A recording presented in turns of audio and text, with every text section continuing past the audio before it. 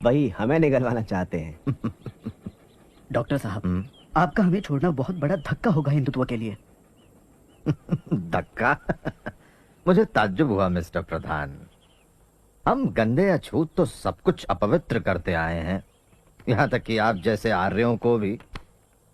क्या हमारे जाने से आपके धर्म की सारी गंदगी दूर नहीं हो जाएगी?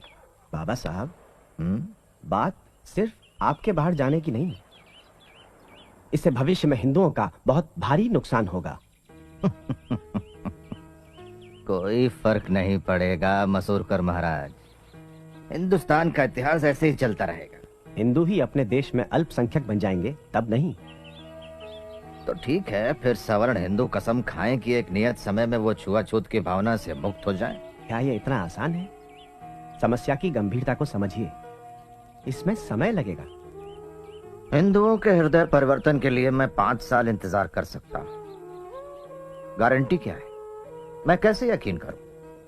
मैं जानता हूं आपकी नीयत अच्छी है। आप किसी महार को शंकराचार्य क्यों नहीं बना देते 1 साल के लिए, और हजारों ब्राह्मणों को उनके चरण छूने दीजिए। मेरा नाम ड्रेशर है, मैं आगरीपाड़ा मिशन से हूँ। मैं आपको अमेरिका से आए डॉक्टर हेनरी क्रेन से मिलवाना चाहती हूँ। Hello doctor crane. हेलो। ये आपके धर्म परिवर्तन आंदोलन का जायजा लेने आए हैं। और मिस्टर गांधी से वर्धा में पहले मिल चुके हैं। हाँ डॉक्टर आम्बेडकर, इस मामले में मैं बहुत से लोगों से मिला हूँ और मुझे पूरा यकीन है कि सिर्फ ईसाई धर्म के पास ही आपके सारे सवालों का जवाब है। अगर आप ईसाई धर्म अपनाते हैं तो सारे ईसाई देश आपके सामाजिक, राजनैतिक और आर्थिक स्तर को उठाने में मदद करेंगे। और मैं सोचती हूँ किसी भी हिंदुस्तानी को इसमें कोई ऐतराज नहीं होगा। डॉक्टर आम्बेडकर, जैसा कि बाइबल में लिखा है कि धरती के उत्तराधिकारी गरीब ही होंगे। वैसे आप कौन सी बाइबल पढ़ती हैं Miss Dresher? The holy Bible of course. बिल्कुल सही, पर कौन सा एडिशन? आधुनिक संस्करण, किंग जेम्स संस्करण, या उसके भी पहले एलिजाबेथ के जमाने की? मिस ड्रेशर, क्या आपने कभी कमेंट्रीज ऑन द बाइबल पढ़ी है? कुक की लिखी, उसमें बाइबल का अच्छा विश्लेषण है। हाँ, वो भी पढ़िएगा। लाइफ ऑफ जीसस रना के लिखी हुई, और खलील जिब्रान की Jesus the son of man. इन सब किताबों में आपको क्रिश्चियन धर्म के अलग अलग पहलू नजर आएंगे। डॉक्टर आम्बेडकर, हम आपको पूना के मेथोडिस्ट चर्च के मिशन में और वार्षिक समारोह में शामिल होने का हार्दिक आमंत्रण देते हैं।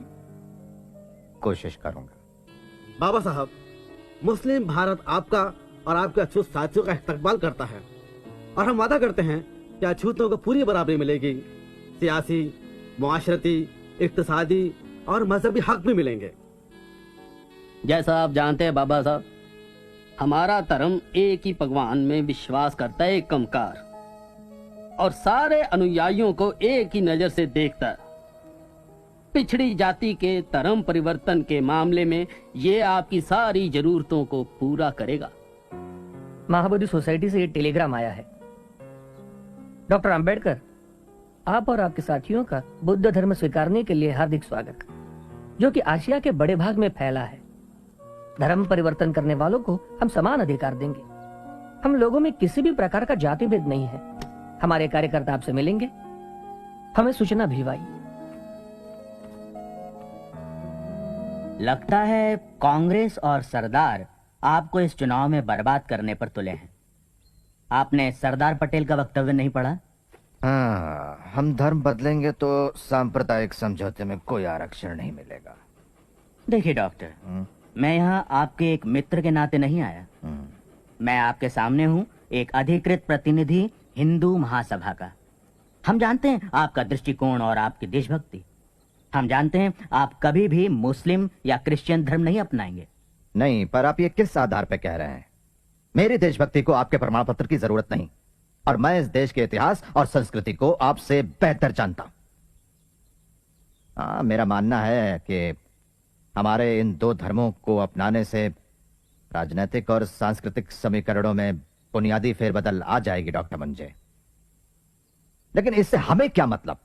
हमें क्या फर्क पड़ता है इससे? डॉक्टर, हम अपना पूरा जोर लगा देंगे आपको आरक्षण दिलाने के लिए, भले ही आप सिख धर्म क्यों न अपना लें।